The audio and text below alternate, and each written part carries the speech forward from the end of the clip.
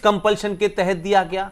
मेरा दूसरा सवाल यह है कि स्मृति जुबिन ईरानी जो चांदनी चौक से बुरी तरह से लोकसभा का चुनाव हारी, राज्यसभा में नरेंद्र मोदी की कृपा से वहां पहुंची, राहुल गांधी के खिलाफ लड़ी, नरेंद्र मोदी ने उस दिन पूरी जो अपनी स्पीच थी वो स्मृति ईरानी को बहन करके मुखातिब किया और उसके बाद सारी तकरीर उनकी शान में दी। सिर्फ राहुल गांधी को एक मजबूत चुनौती देने के कारण पहली बार उस मंत्रालय को, जिसको भारतीय जनता पार्टी का सबसे कद्दावर नेता, सबसे ज्ञानी नेता, सबसे पढ़ा लिखा नेता मुरली मनोहर जोशी रिप्रेजेंट करते रहे हो, उस एचआरडी मिनिस्ट्री को आपने रिप्लेस किया है स्मृति ईरानी से।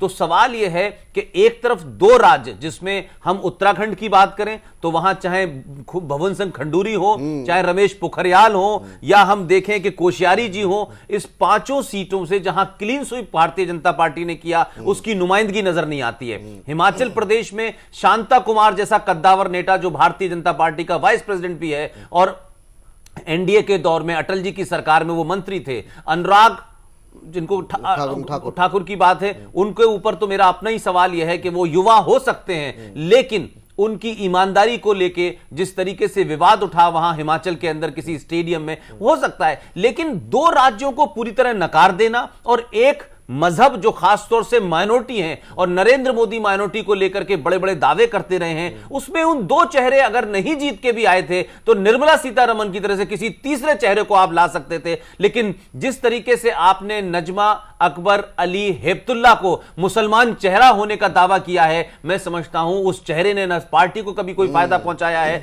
ना ही उस बैकग्राउंड का दावा पहुंचाया है, बल्कि मैं समझता हूं कि उनकी जाती शख्सियत के ऊपर भी कई सवाल लगे हैं कि जिस तरह से वो दावा करती रही हैं कि भारत के पहले एजुकेशन मिनिस्टर मौलाना आजाद की फैमिली से उनका कोई ताल्लुक है, जिस तरीके से उनकी ये झूठ पकड़ा गया कि किस तरीके से उन्होंने कुछ कट पेस्ट करके मौलाना आजाद के नजदीक होने का दावा किया, आप उनको लेके आए हैं। तो मुझे लगता है कि ये सवाल के जवाब देने होंगे। खासतौर से कर्नाटक के अंदर अगर आप देखें कि कर्नाटक में भारतीय जनता पार्टी जिस येदुरप्पा के चलते इलेक्शन विधानसभा का हारी थी, वो येदुरप्पा पार्टी में वापस आए, अपने बहुत बड़े मतों से जीते और उस येदुरप्पा को आपने सेंटर में न लेकर के जो अनंत कुमार उनके आर्क राइवल हैं, जिनका बहुत बड़ा कंट्रीब्यूशन पार्टी के लेवल पे नहीं है सिवाय अपनी सीट जीतने के अलावा, उनको लिया आपने, सदानंद गौड़ा को लिया। तो मुझे लगता है कि कुछ कुछ चीजों का जवाब देना चाहिए। अगर महिलाओं की बात मैं कहूं तो पूनम महाजन को क्यों नहीं लिया गया, स्मृति ईरानी को क्यों लिया गया, क्यों निर्मला सीतारमण को लिया गया? तो मुझे जो युवाओं की बात हो रही थी, वाइब्रेंट की बात हो रही थी, 18 से 27 साल के लोगों की बात हो रही थी, जब रिप्रेजेंटेशन देने का बात आया तो आपको निर्मला सीतारमण नजर आई और पूनम महाजन नजर नहीं आए। क्या एक इरफान साहब के पास जाऊं, एक हल्का सा एक कमेंट आपका चाहेंगे, क्या जो बहन शब्द का इस्तेमाल किया गया भाई की तरफ से तोहफा माना जाए स्मृति ईरानी का? न तख्तो ताज में है न लश्करों सिपाह में है, वो बात जो मर्द मोदी की एक निगाह में है। मर्द मोदी कहेगा आज से उनको, उन्होंने एक हिम्मत का मुजाहरा किया। आपने जो सवाल पूछा उसी के जवाब की तरफ आ रहा हूं। जिस तरह से उन्होंने ये कदम उठाया, जैसा पुष्पेन जी कह रहे थे, मुझे लगता है कि अब तक उनकी जो शख्सियत थी, जो ऐलानात थे, जो उनके बयानात थे, उसमें बेशक बहुत दम रहा। जफर सरेशवाला की बात थोड़ी सी छेड़ी में इधर आऊंगा। सलमान खान से इंट्रोडक्शन जफर सरेशवाला उसके बीच में रहे। सलीम साहब ने उर्दू में वेबसाइट जारी की, उनका दावतनामा चला गया सलमान साहब के जो फादर हैं। तो इसी तरह से नुमाइंदगी की जब बात आई थी तो बहुत फराग दिली का मुजाहरा करना चाहिए था और बड़ा सीना उन्होंने ऐलान किया था, बड़े सीने की बात थी तो आगे बढ़ के पेशकदमी करके नुमाइंदगी दी जाती, लेकिन वो नहीं हुआ। मुझे लगता है शायद कुछ मुस्तकबिल में ऐसा सोचा जाए। आपने कहा स्मृति ईरानी को जो जगह दी गई है वो तजुर्बे की बहुत बड़ी जरूरत थी वहां, क्योंकि सारी एजुकेशन इस मुल्क में एक बहुत बड़ा डिपार्टमेंट, बहुत बड़ा पोर्टफोलियो है। अगर उनको एचआर मिनिस्ट्री दी जाती है तो स्मृति ईरानी का कद मुझे लगता है इतना नहीं था।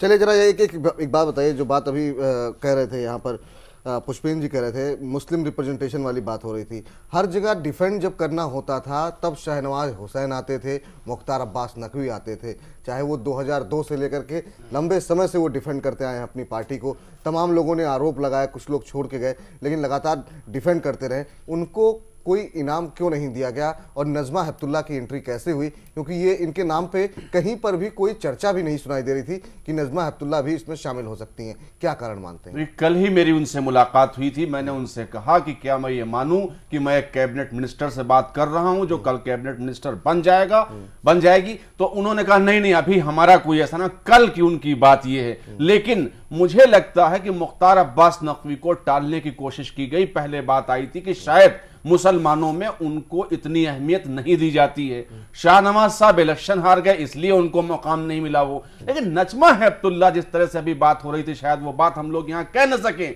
जो बदनामी उनकी इतनी बड़ी हुई है कांग्रेस में रहते हुए, उन्होंने बीजेपी की विचारधारा के लिए कांग्रेस नहीं छोड़ी है, बल्कि कांग्रेस में उनकी सांसें तंग हो रही थी और उनको लगा कि अब कांग्रेस में मैं रह नहीं पाऊंगी, चूंकि इतना बड़ा झूठ उनका पकड़ा गया था जिसकी दलील वो नहीं दे सकी और बीजेपी में का दामन उन्होंने थामा।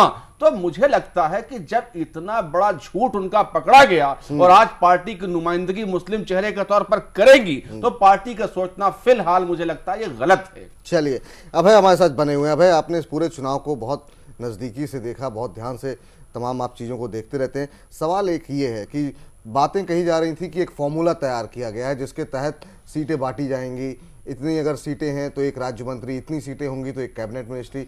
लेकिन 3-4 राज्य को बिल्कुल छोड़ दिया गया, जैसा कि अभी पुष्पेंद्र जी बता रहे थे कि एक तो जो उत्तराखंड और हिमाचल को छोड़ दिया गया। उत्तर प्रदेश को जिस तरीके का रिप्रेजेंटेशन मिलना चाहिए था, 73 सीटें आई थी वहां से, उस तरीके का रिप्रेजेंटेशन नहीं मिला। कारण क्या मान रहे हैं? महाराष्ट्र में 7 कैबिनेट मिनिस्ट्री दी गई है। क्या चुनाव को देखते हुए पूरा मंत्रिमंडल तैयार किया गया है? कारण क्या मानते हैं? बिल्कुल, देखिए विपुल, साफ तौर पर अगर देखा जाए तो जो ये मंत्रिमंडल आपने जो स्वरूप सामने आया है, उसमें साफ तौर पर यही उसका अंदाज़ा लगाया जाना चाहिए कि महाराष्ट्र को काफ़ी तवज्जो दी गई है, क्योंकि वहाँ विधानसभा चुनाव है। और सबसे महत्वपूर्ण यह है कि इस बार जो है कहीं ना कहीं बीजेपी और शिवसेना ये सोचती है कि महाराष्ट्र में अब एनसीपी और कांग्रेस का गठबंधन की जो सरकार है, वो जो माहौल लोकसभा में बना है उसे विधानसभा में बरकरार रखने के लिए ऐसा किया जाना चाहिए। और शायद इसीलिए वहाँ अब जैसे प्रकाश जावड़ेकर का मंत्री बनाया जाना, गोपीनाथ मुंडे हैं, पीयूष गोयल हैं, मैंने यानी आपने देखा कि 7-7 मंत्री वहाँ से बनाए गए हैं।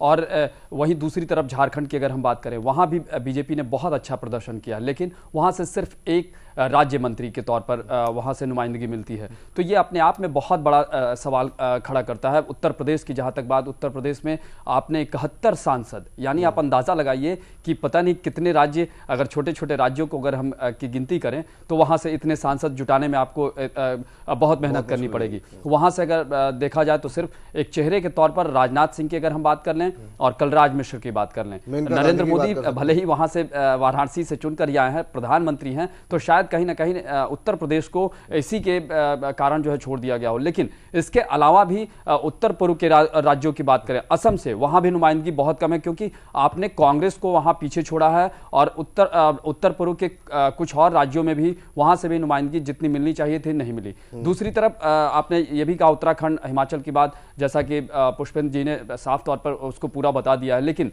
इसके अलावा भी बहुत सारे, राजस्थान की अगर हम बात करें, आपने देखा कि वसुंधरा राजे शायद बहुत नाराज थी, उन्होंने जितने भी सांसद थे उनके साथ बैठक भी की। बाद में एक जो सांसद की जहां तक बात आ रही है, निहाल चंद, तो कुल मिलाकर ये जो है भविष्य को देखते हुए, यानी जो मौजूदा जो 1 सालों में तकरीबन 5 राज्यों में जो चुनाव होंगे उनको ध्यान में रखकर जरूर करना चाहिए था। लेकिन उनमें जो महत्वपूर्ण राज्य हैं उन पर ज्यादा फोकस किया गया है, जो कि शायद नरेंद्र मोदी की कैबिनेट या नरेंद्र मोदी जिस तरीके के प्रशासक माने जाते हैं, जो उन्होंने मुख्यमंत्री रहते गुजरात में जो किया है, उनसे शायद इस तरह की उम्मीद नहीं थी। क्योंकि उन्होंने अपने चुनाव प्रचार के दौरान, आपने भी सुना होगा कि वो बार बार यही कहते थे कि पूरे भारत को वो एक दृष्टि से देखेंगे। तो आप अगर मंत्रिमंडल के गठन में अगर इस तरीके की अगर पार्शियलिटी दिखती है, तो अंदाजा लगाया जा सकता है कि आगे इस सरकार से कितनी उम्मीदें जनता पाल सकती है और कितनी वो उस पर खरे उतर सकते हैं। ये मान के चला जाए कि 1 साल के बाद जब इन राज्यों के चुनाव होंगे तो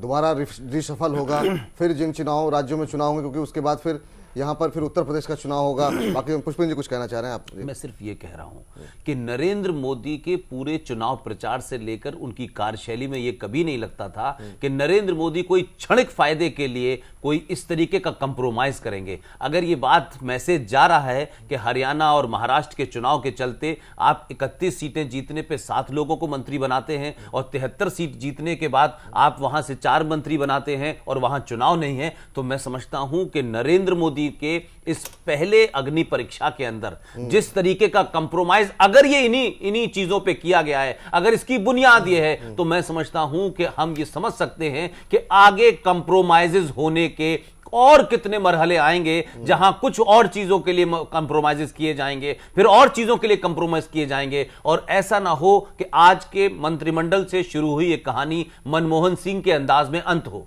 ये काफी महत्वपूर्ण बात आपने कही, क्योंकि पूरा ये चुनाव सिर्फ इस बात पे लड़ा गया है कि मनमोहन सिंह जी, आप कुछ कहना चाह रहे हैं? जी, नरेंद्र मोदी का आपने देखा, जितने भी चुनाव प्रचार हुए उन्होंने एक भारत की बात की, यानी कहीं ना कहीं वो साफ तौर पे ये कहना चाहते रहे कि जो असमानता जो साफ तौर पर दिखती है, और उन्होंने टारगेट भी किया मनमोहन सिंह सरकार को, माँ बेटों की सरकार कहते थे, तो ये जरूर बताते वो थे कि पूरे भारत के साथ एक समान व्यवहार नहीं किया जाता है। लेकिन आज जो मंत्रिमंडल का गठन हुआ है उसमें साफ तौर पर नरेंद्र मोदी भी उससे अछूते नहीं रहे, उनको भी वही सियासत, उन्होंने भी वही रास्ता अख्तियार किया है। और शायद आपने बिल्कुल सही कहा कि भविष्य में हो सकता है कि इन राज्यों में जब चुनाव हो जाते हैं तो आगे जो है उनको नुमाइंदगी मिल जाएगी जिन राज्यों को नहीं मिल पाई है। लेकिन ये भी उसी तरह की सियासत हुई जिसके लिए कांग्रेस के खिलाफ उन्होंने वोट मांगा था जनता से।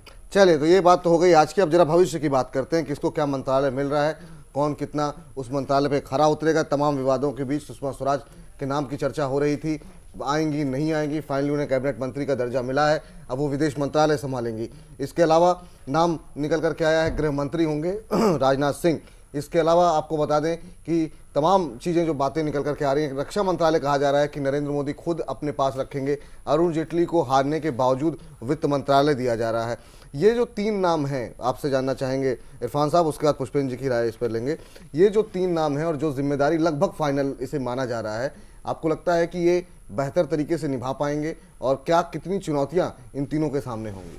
हमने खार भी चुन लिए हैं फूलों के साथ। देखिए, ताजपोशी हो गई, ताज है, इसमें फूल हैं, कुछ खार भी हैं, कांटे भी हैं, इम्तहान का सवाल है और टेस्ट की शुरुआत होगी। आपने जिन नामों को लिया वो कोर कमेटी थी, वो कोर कमेटी ऐसी थी, कल परसों से ये चर्चा थी कि वो कोर कमेटी दूसरे नामों को फाइनल कर रही थी, दूसरे नामों को तय कर रही थी। तो जो फैसला कर रही थी गुजरात भवन में, क्या उनको काटा जा सकता था, क्या उनको हटाया जा सकता था? उनको लेना तो मुझे लगता है लाजमी था, जरूरी था। लेकिन आज लोगों को सदमा भी हुआ, अफसोस भी हुआ और वक्त का एहसास भी हुआ कि आडवाणी जी जिस तरह से साइड लाइन हुए, जोशी जी जिस तरह से साइड लाइन हुए, लोगों को यकीनन उनका दौर जरूर याद आएगा, उनकी भूमिका क्या रही। अब मुझे नहीं लगा कि मार्गदर्शक की तरह भी वो कहीं नजर आए हों। ये काफी महत्वपूर्ण बात है। पुष्पेंद्र जी, इसी बात पे आपसे जानना चाहेंगे, क्या बड़ी चुनौतियां होंगी?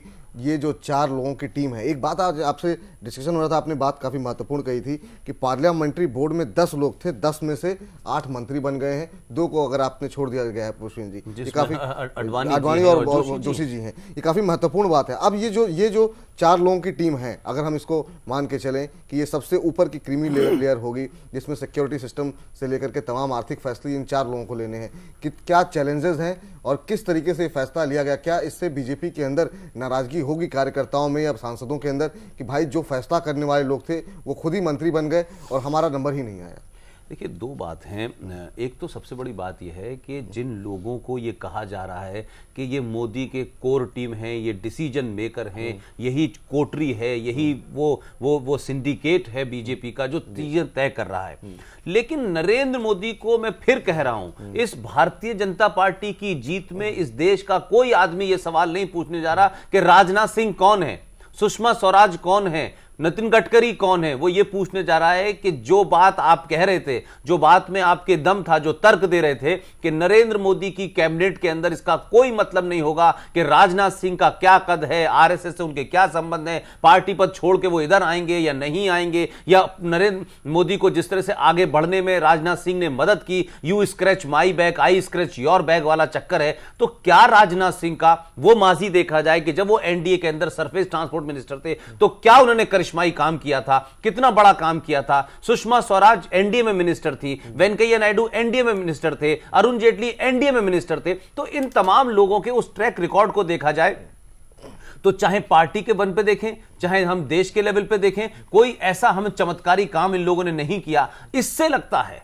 मैं फिर वही कह रहा हूं कि जो बात में सीता निर्मला के बारे में कह रहा हूं, जो बात में पूनम महाजन के बारे में कह रहा हूं, जो स्मृति ईरानी के बारे में कह रहा हूं, जो अनुराग ठाकुर के बारे में कह रहा हूं, जो बात में उत्तराखंड के लोगों के बारे में कह रहा हूं, क्या नरेंद्र मोदी ये नहीं मैसेज दे रहे हैं कि वो भी भारतीय जनता पार्टी की 283 सीटें आने के बावजूद भी आज भारतीय जनता पार्टी के अंदर इस बात से जूझ रहे हैं कि राजनाथ को नंबर 2 डिक्लेयर किया जाए, अरुण जेटली पहला जिंदगी का चुनाव लड़ें और जनता उन्हें रिजेक्ट कर दे। और उस वक्त जब मोदी की लहर चल रही हो तो आप इस देश के ऊपर एक ऐसा वित्त मंत्री थोप रहे हैं जिसको जनता का मैंडेट नहीं मिला हुआ है। सवाल यह है कि क्या आपके पास लोगों की कमी थी, या आपको अपने कोटेरी चाहिए थे, या आपको अपने यसमैन चाहिए थे? आपको इससे मतलब नहीं था कि अवाम में क्या इमेज जाएगी, वो कितने एफिशिएंट है, इससे मतलब नहीं था। आपने जिस तरीके से चुनाव किया है, विदेश मंत्री की अगर पोजीशन सुषमा स्वराज को मिलती है तो सुषमा स्वराज जो है न वो उनमें डेप्थ है, न वो उनमें पेशेंस है, न वो डिप्लोमेट है, न भाषा पे उनको पकड़ है। मैं समझता हूं कि इस तरीके की भाषा बोलना कि सोनिया गांधी अगर प्रधानमंत्री बन जाएंगी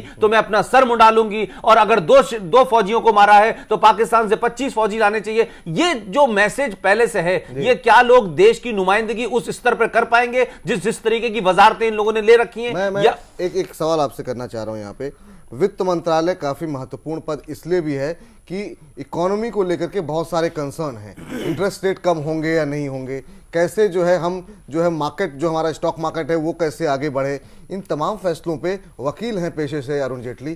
क्या इस मामले की जानकारी होगी? क्योंकि एनडीए के पिछले कार्यकाल को हम देखें तो यशवंत सिन्हा आईएएस थे, उनको जानकारी थी इस पूरे मसले की। इसके अलावा अगर यूपीए के दौरान देखें तो पी चिदम्बरम ने इसका कमान संभाली, बड़े आर्थिक मामलों की जानकार माने जाते हैं, लेकिन क्या अरुण जेटली संभाल पाएंगे? विदेश मंत्रालय को लेकर के चलिए माना जा सकता है कि नेता विपक्ष थी तो तमाम जितने भी बाहर से लोग आते थे, जब नेता विपक्ष से मिलते थे तो उनकी लगातार मुलाकातें, संबंध निश्चित रूप से अच्छे होंगे, क्योंकि संसद के बाहर और अंदर वो तमाम जगहों पर तमाम जो रिप्रेजेंटेटिव दुनिया भर के आते रहे हैं उनसे उनकी मुलाकात होती रही। लेकिन क्या अरुण जेटली वित्त मंत्रालय ठीक से संभाल पाएंगे? सवाल मेरा ये है। मुझे लगता है कि मैंने फिर वही कहा कि वित्त मंत्रालय, अरुण जेटली, राजनाथ सिंह, ये जो 3-4 लोग हैं, मुझे लगता है कि एक आदमी कानून मंत्री रहा, उसका वित्त मंत्रालय में क्या लेना देना था? आपको याद होगा कि जब ये मंत्रालय नहीं बटे थे और ये बातें चल रही थी तो बार बार ये भी कहा जा रहा था कि जो नरेंद्र मोदी की शैली है काम करने की,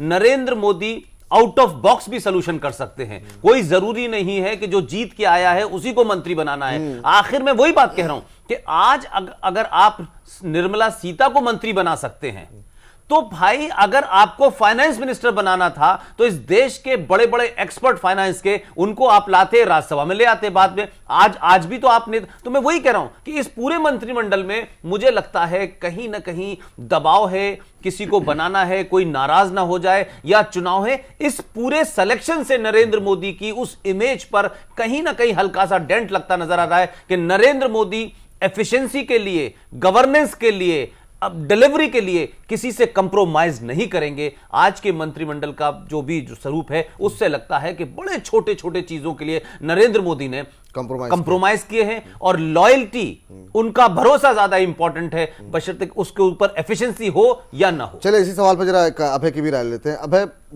जब एनडीए की सरकार बनी थी, पिछली सरकार, उसमें काफी बड़े नाम थे और लोगों को उम्मीदें भी थी। वो पहले से ही वो सरकार बनने की वजह से लोकप्रिय नाम नहीं थे, लोग जानते थे उनको, उनकी काबिलियत को मानते थे। आईएएस ऑफिसर रहे यशवंत सिन्हा, इसके अलावा भी जितने भी बड़े नाम आप नाम देखिए उस समय जो मंत्रिमंडल था, उतनी काबिलियत वाले लोग क्या इस मंत्रिमंडल में हैं नहीं, या सामने नहीं लाए गए हैं? देखिए विपुल, एक चीज़ जो पुष्पेंद्र जी से मैं बिल्कुल सहमत हूँ, ये चुनाव जो है मुख्यतः नरेंद्र मोदी के चेहरे पर लड़ा गया है और लगता यही है कि नरेंद्र मोदी ने उस चेहरे को अपने मंत्रिमंडल में भी कहीं ना कहीं अपने चेहरे को ही सामने रखा है।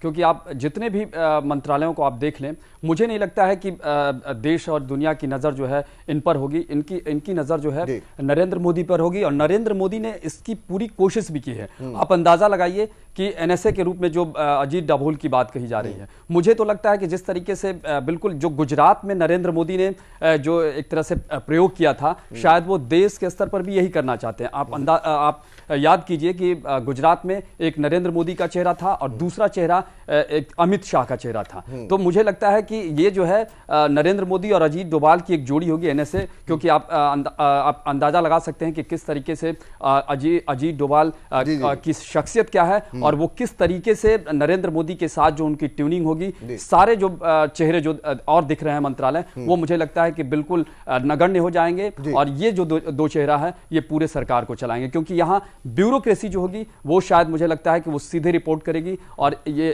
और जो भी मंत्री ये तो भविष्य में ही पता लगेगा, क्योंकि अभी फिलहाल जो हिम्मत जारी है वो ये है कि कंप्रोमाइज शुरू हैं। आखिरी सवाल आपसे आपसे इरफान साहब होगा, चलते चलते आज के इस पूरे घटनाक्रम को, जो भी आज शपथ ग्रहण समारोह हुआ, जिन लोगों की लिस्ट आई, इस पूरे उसको आप किस नज़र से देख रहे हैं? बहुत संक्षेप में बताइए, समय समाप्त हो चुका है।